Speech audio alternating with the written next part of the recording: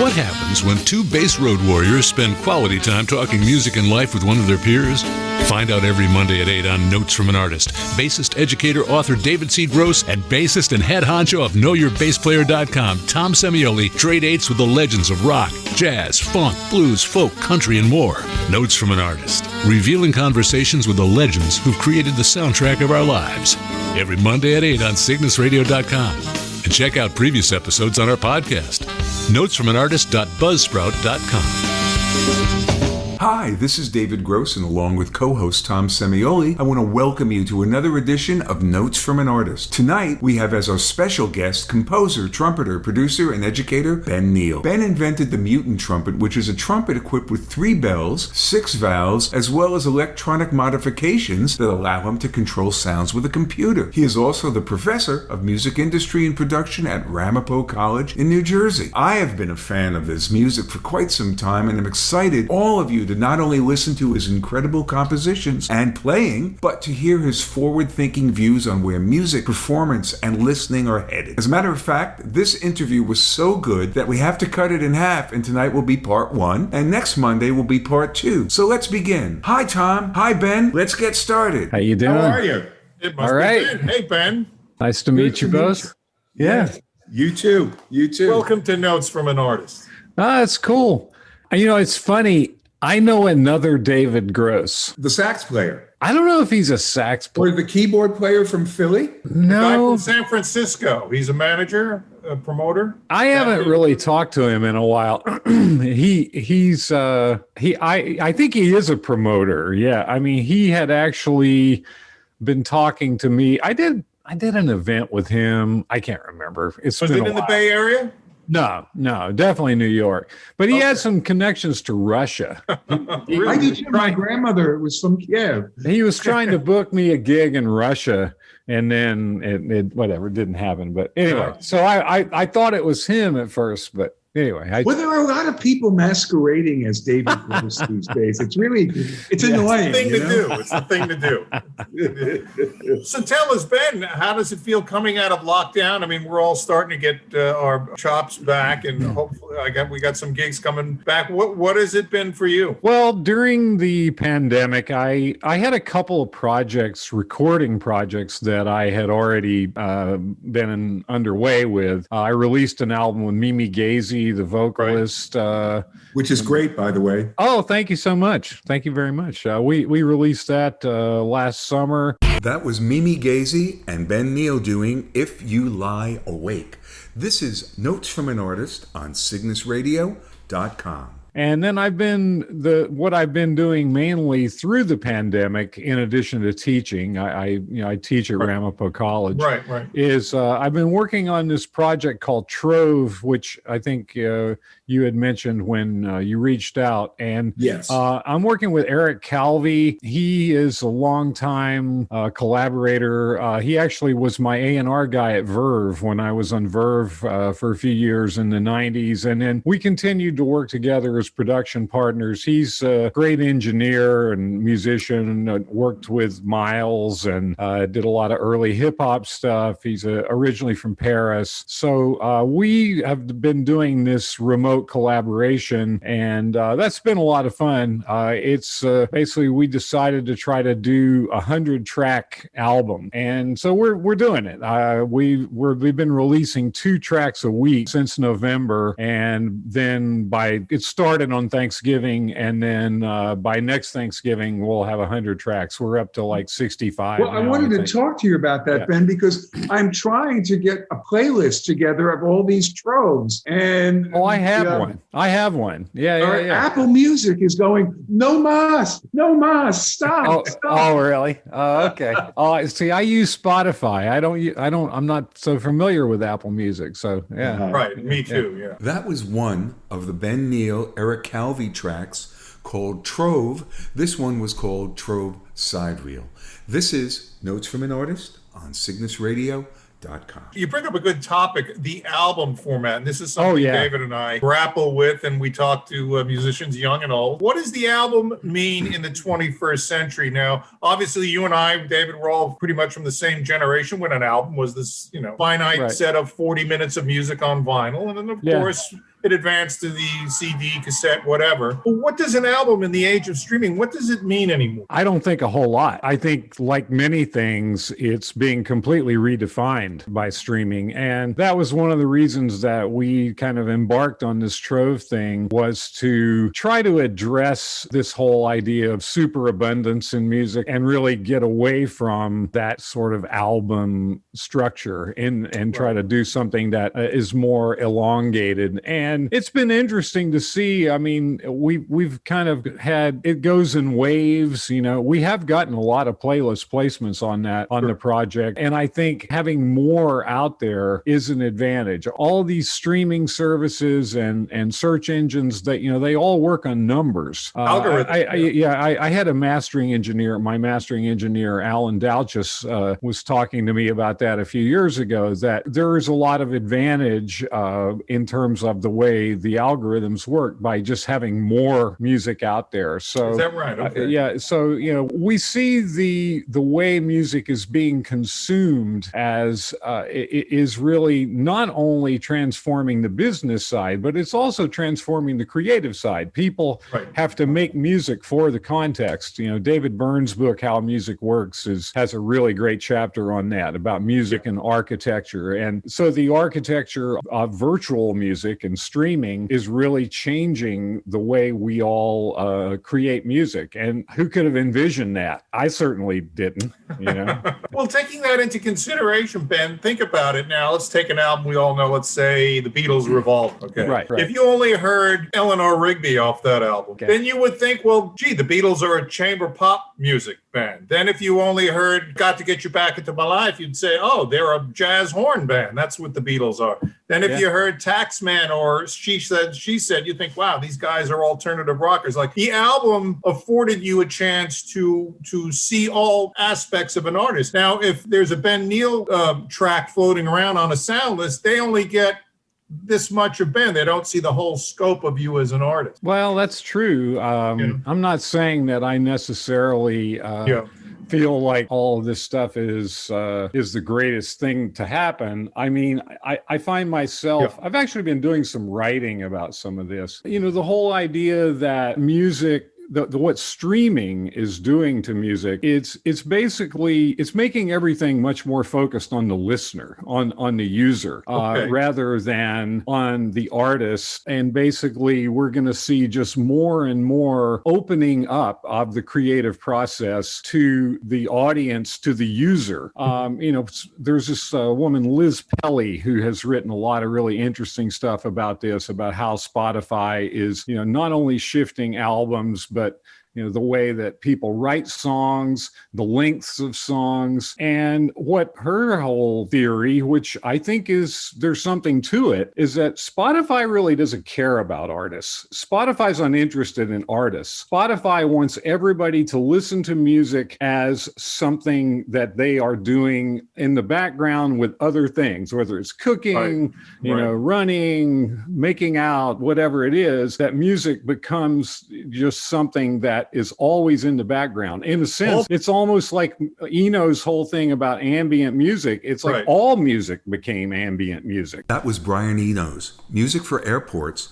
This is Notes from an Artist on CygnusRadio.com. I think the idea of people really listening down the way I'm sure you guys did, I know I did, of course, some of that was also defined by the limitation of how much music there was and how much it cost. I mean, when I got the new David Bowie album, I brought that thing home and I sat down and listened to it from beginning to end hundreds of times. We grew up, same Low, Heroes, all that stuff. Yeah. But music, you know, music is diffusing. Music is becoming something that everyone does now. And we're seeing more and more the music making tools are really, you know, booming now. Facebook is going to build a music studio into Facebook Messenger. Yeah, you know, so it's like the whole structure of the art form is being completely revolutionized by all this technology of connectivity. Music music's always really tightly involved in technology. Obviously, my whole career is very wrapped up with technology, and I've been a huge advocate for it. But I think there are a lot of people that in a similar position to me who, we look at all this stuff and, it was all very utopian, but I do worry about what is the future of the actual art form? And like you mentioned, the Beatles, so many of the artists that we revere so much probably would have never cut through because the sheer volume and the fact that I know a lot of, of course, there was a lot of, corruption and unfairness in the record industry. There was a kind of commitment to the artistry. I was reading something the other day. Somebody was writing about Bob Marley. It was Bob Lefsetz, I think, was writing about how, Chris Blackwell almost single-handedly made reggae music popular, but Marley's first 3 or 4 albums weren't really successful. Oh, you see that all throughout. Sinatra, the Beatles, right. Elton John, Billy Joel, all their first, it's when the music industry was run by music people and two things happened. The artists had to develop an audience, and the audience in many times had to catch up to what the artist was doing because they were ahead of their time. So yes, there was an investment in the artist. A&R man in the 60s and 70s and into the 80s were passionate music lovers, albeit they were probably attempting to be musicians themselves, but there was something real about the whole concept. Now, I wanted to talk about, you told me about the ambient music of Brian Eno. And if you think about it, there is a sameness, quote unquote, to music for airports, to before and after science, plateau albums he made. And oddly enough, one of the reasons I connected with you was you put something out about John Hassel, who was near and dear to my heart. But you mentioned something that we had lost Harold in end of December as well. And you and I know there's differences between Harold and John. Harold Budd, John Hassel. Yet there is a sameness through that. That was The Gunfighter by Harold Budd. Now we're going to listen to John Hassel do Toucan Ocean. This is Notes from an Artist on CygnusRadio.com. And when you think of tribal musics, there is a sameness. Western music is really the only music that has, let's say, different charts, as it were. Yeah. Well, I think that probably gets into, more of also some of the identity and, this very strong emphasis that we have had in the West on the individual, somebody who stands up against the crowd and does something. That's the American tradition. Yeah. I mean, one of my old mentors used to say, in a sense, it really goes back to Christianity. I'm not a Christian musician or anything, but the figure who stands up and has this very committed belief and makes an impact. Steve Jobs, put a dent in the, what was it? Ding the universe or something like that.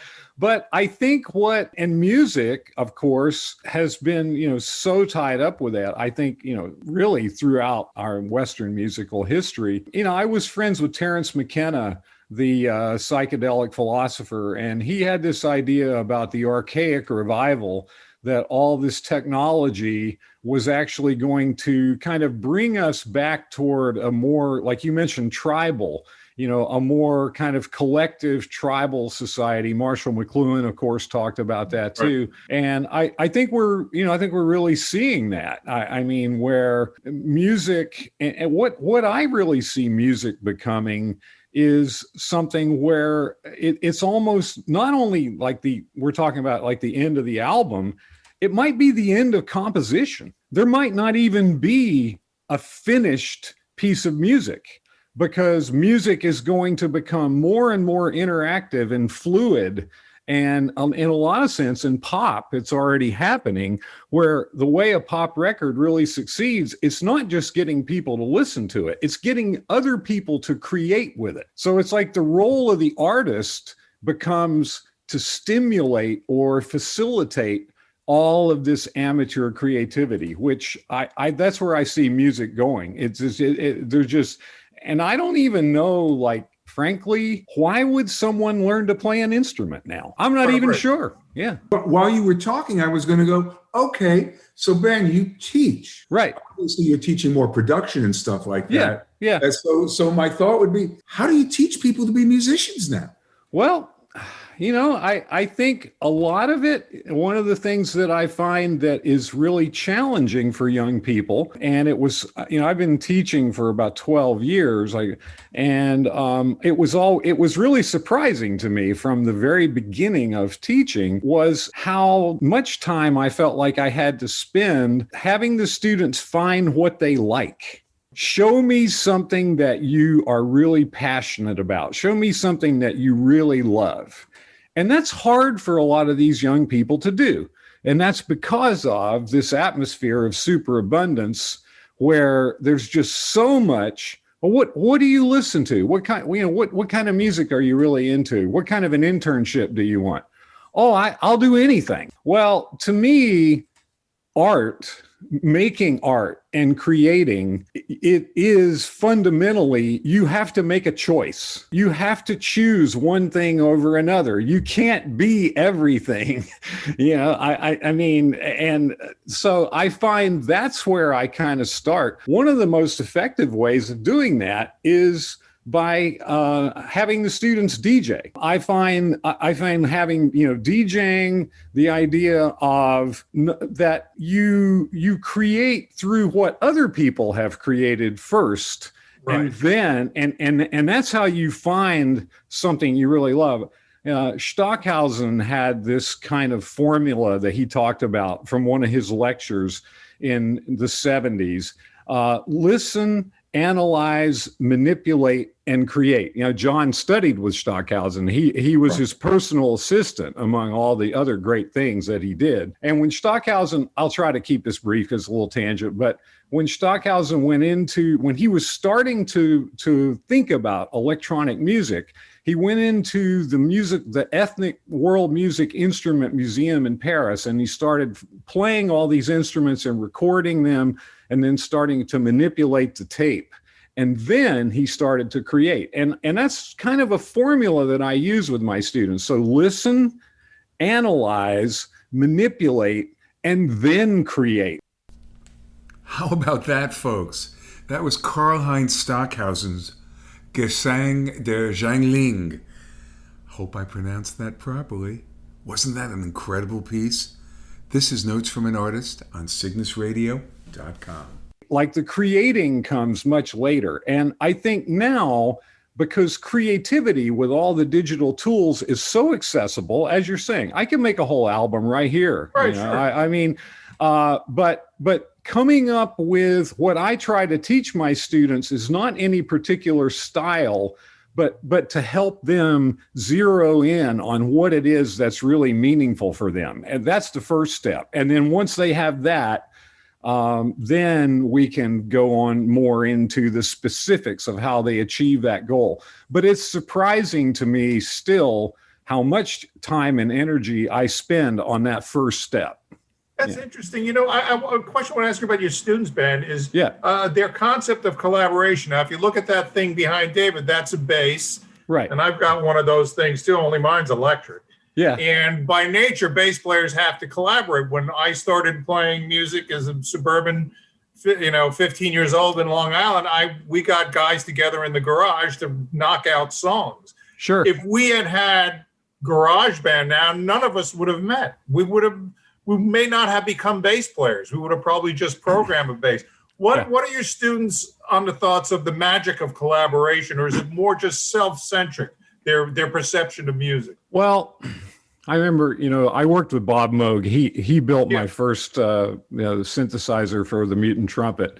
Right. And one of the things that he talked about, I think he mentioned it in the Moog documentary too, was that one of his only regrets was that he saw all these new tools, which he had been obviously instrumental in creating, going more and more toward one person making music by themselves for another person to listen to by themselves with headphones, right. Okay. so that the social aspect of music he was seeing, was threatened by all this. And one of the things that I do, I just taught the course last semester in the total lockdown we have a digital music performance class, which is a computer ensemble, which many schools have that now. It kind of originated at Princeton back in the 2006, 2007.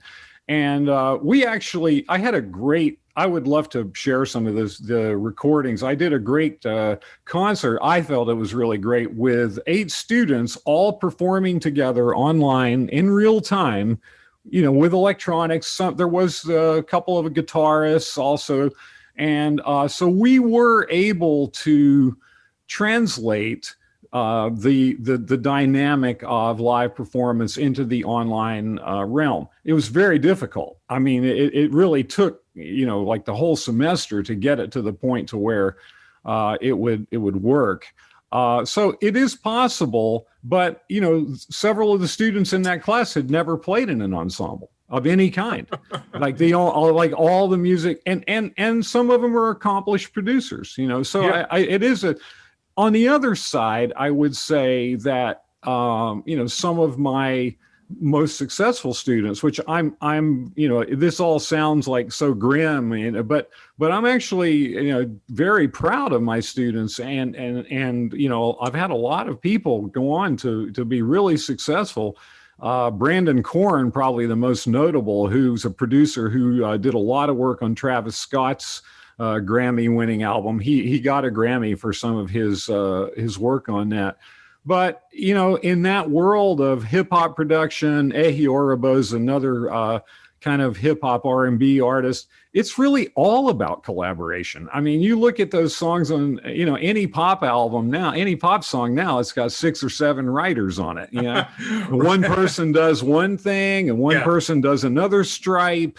And then, Ehi, who I mentioned, like he's done a lot of different kinds of collaborations internationally with, doing top lining on, for other producers and everything. So I think there's the collaborative aspect of music is still there, but again, it's all being mediated through this technology. So it's not the same animal, Right. I mean, as when music had to be created, in physical space. And, look, frankly, as someone who, has spent my whole life in music and really, for me, live performance with other people has always been, such a big part of it. I mean, right. I have done a lot of solo music. I've done a lot of solo, but I've never really enjoyed solo concerts that much.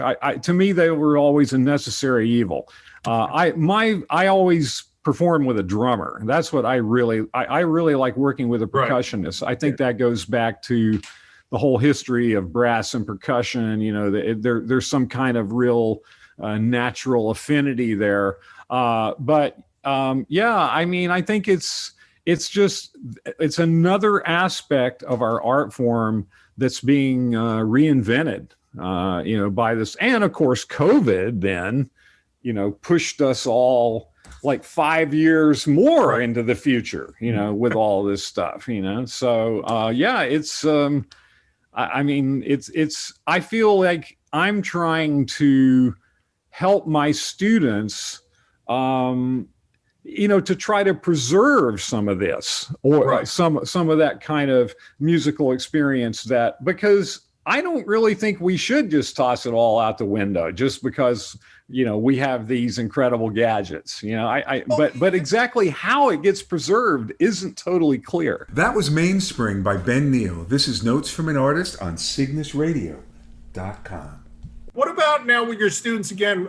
David and I were having this conversation with John Altman about the change in song form, which has been prompted by electronic music. For example, we all grew up, our parents, our grandparents grew up on the standard song form like AABA, 32 right. bar, I got rhythm. Blues. Yeah, right. We're now, even though in the 70s when I was growing up, my parents didn't care for the David Bowie records or the Rolling Stones records that I was blasting through the house or the Elton John records, they could hear the 32 bar song format and say, oh, I could hear Ray Charles and Elton John, or I could hear Anthony Newley and David Bowie. They could hear Johnny Winter and they could think back of, they heard the blues, Muddy Waters, etc., from their generation. So let's recap those last 6 songs. First, Ray Charles, I Can't Stop Loving You, Elton John, Amarina, Anthony Newley, What Kind of Fool I Am, the German version of Heroes by David Bowie, Johnny Winter doing Meantown Blues, and then Muddy Waters doing I Just Want to Make Love to You. This is Notes from an Artist on CygnusRadio.com. With electronic music, people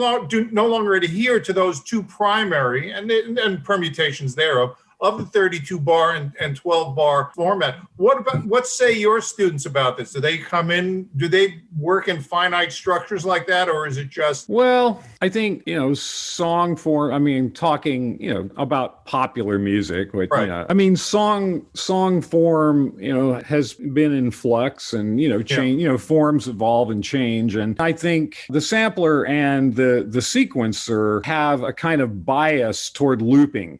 Right. That's like that's what everything, if you open up Logic or Ableton and boy, you put those 4-bar squares in there, they look so pretty. You just line them all up and, repeat them and cut them up a little bit. And there you go.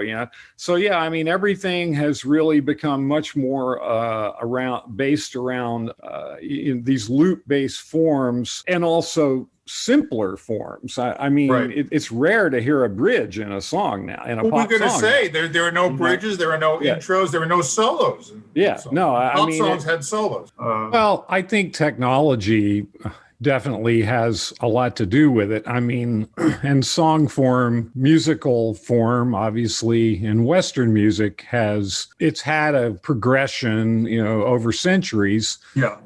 And I think the radical changes in technology of making music have even, like before we got into the whole business of all the democratization of distribution and everything, right. But all of these digital audio workstations, which are basically universally used now for recording and production and creating music of any style, they tend to have a bias or a tendency toward loop-based structures. Mm-hmm. And that also, I think, has to do with the incredible significance of sampling right. and the influence of DJs on the DJ and the sort of seamless connection between the DJ and the producer. So we all had to learn to work with samplers originally that would only sample 2-3 seconds or something like that. Right. So the whole idea of the breakbeat loop, the sample loop, I think it's that kind of loop-based environment that everyone is working in now that has tended to push things toward a more and more repetitive type of structure. I also think in current music, and it's something that I think about, if you look at how in the earlier 20th century, timbre was introduced, by composers like Anton von Webern, Varese, as being something that was as important, as significant as melody, rhythm, and harmony. Right. Whereas before, orchestration had always been thought of as it was important, but it wasn't at the forefront. And I think as electronic music developed, of course, that's what enabled composers to work like painters and create their own timbres, invent timbres that were not possible with acoustic instruments. That was Poème électronique by the great Edgar Varese. This is Notes from an Artist on CygnusRadio.com. I think what we've seen now 100 years later, and there are some studies that kind of bear this out, is that the song form that listeners like that we hung on to, as you mentioned, like all through Tin Pan Alley, blues, David Bowie, prog rock, and all that. The song form, the linear structure of the melody, the harmony, the kind of changes that happen, that I think is still there. But now what's really, I think, has kind of substituted for that. So if you simplify that structure, which we agree, song forms now are much simpler, it's the sound that is the hook. It's like rather than the musical line or the melody, the sound of the instruments, like the sound of the bass, having the right kind of drum sound that is like what people want to hear. And I think that's also a function of the fact that people don't listen to music for the most part the way you're talking about we did, to sit down and listen to a record with nothing else, with no other focus. Music is always in the background. So it's like there's a certain sound that I want to hear. And that, I believe, has kind of elevated it. That's been the shift, is that timbre in popular music, particularly any type of electronic music, which is almost all pop now and dance music and everything. It's the sound, the timbre has in a lot of ways filled in, I think, the complexity. And that's what I am working with, in my program. I'm working with producers, and, a big focus is on original sound design and learning how to really analyze what you're hearing and be able to first duplicate that and then make your own variations on it. And then I'll just say, I do think the simplicity of the song form has also been very much influenced by Spotify, by streaming listening, and the fact that I think the statistic that I saw was that the average person listens to the song for 7 seconds before they skip on to the next thing. So there's got to be some juice up front. You can't wait very long. Long intros tend to not really work in this environment. So certainly the way people consume music. Well, that's our show for tonight. I want to thank my co-host Tom Semioli and, of course, Ben Neill. Next week, we will broadcast part 2 of this incredible interview. Have a great week, and thanks for listening. This is David Gross for my co-host Tom Semioli and Ben Neill. See you next week. Oh, one last thing. I want to let you know that we have begun to archive our previous shows via our podcast, also titled Notes from an Artist. You can find all of them with any of the major podcast players or at our website, notesfromanartist.buzzsprout.com. Take care. See you next week.